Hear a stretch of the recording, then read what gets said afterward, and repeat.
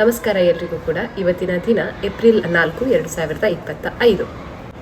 ಎಲ್ಲಿ ನೋಡಿದರಲ್ಲಿ ಬಿಸಿಲು, ಹಾಗೆ ಒಂದಷ್ಟು ಕಡೆಗಳಲ್ಲಿ ಮಳೆ. ಹೌದು, ಬಂಗಾಳ ಕೊಲ್ಲಿಯಲ್ಲಿ ಉಂಟಾಗಿರುವಂತಹ ಚಂಡಮಾರುತ ಏನಿದೆ, ಇದರಿಂದಾಗಿ ಕರ್ನಾಟಕ ರಾಜ್ಯದ 14 ಜಿಲ್ಲೆಗಳಲ್ಲಿ ಇನ್ನು ಮಳೆ ಬರುವ ಸಾಧ್ಯತೆ ಇದೆ. ಈ 14 ಜಿಲ್ಲೆಗಳು ಯಾವ್ಯಾವುದು ಅಂತ ಹೇಳಿದರೆ, ಮೊದಲಿಗೆ ವಿಜಯನಗರ, ತುಮಕೂರು, ಶಿವಮೊಗ್ಗ, ಹಾಸನ, ಬೀದರ್, ಬೆಳಗಾವಿ, ಚಿತ್ರದುರ್ಗ, ಚಿಕ್ಕಮಗಳೂರು, ಬಳ್ಳಾರಿ, ಹಾವೇರಿ, ಧಾರವಾಡ. ಅಷ್ಟೇ ಅಲ್ಲ, ಇದರ ಜೊತೆಗೆ ನಮ್ಮ ಪಕ್ಕದ ಊರುಗಳಾದ ಉತ್ತರ ಕನ್ನಡ ಜಿಲ್ಲೆ, ಅದೇ ರೀತಿ ಉಡುಪಿ ಹಾಗೂ ದಕ್ಷಿಣ ಕನ್ನಡದಲ್ಲಿ ಮಳೆಯಾಗುವಂತಹ ಸಾಧ್ಯತೆ ಇದೆ ಅಂತ ಹೇಳಲಾಗಿದೆ. ನಾವೆಲ್ಲರೂ ಕೂಡ ಕಾತರದಿಂದ ಕಾಯ್ತಾ ಇರುವಂಥದ್ದು ಮಳೆರಾಯನಿಗೆ. ಮಳೆ ಬಂದರೆ ಕೇವಲ ಬೆಳೆ ಮಾತ್ರವಲ್ಲ, ನಮಗೂ ಕೂಡ ಒಂದು ಸಂತೋಷವಾಗಿರುವಂತಹ ವಿಷಯ ಅಂತಲೇ ಹೇಳ್ಬೋದು.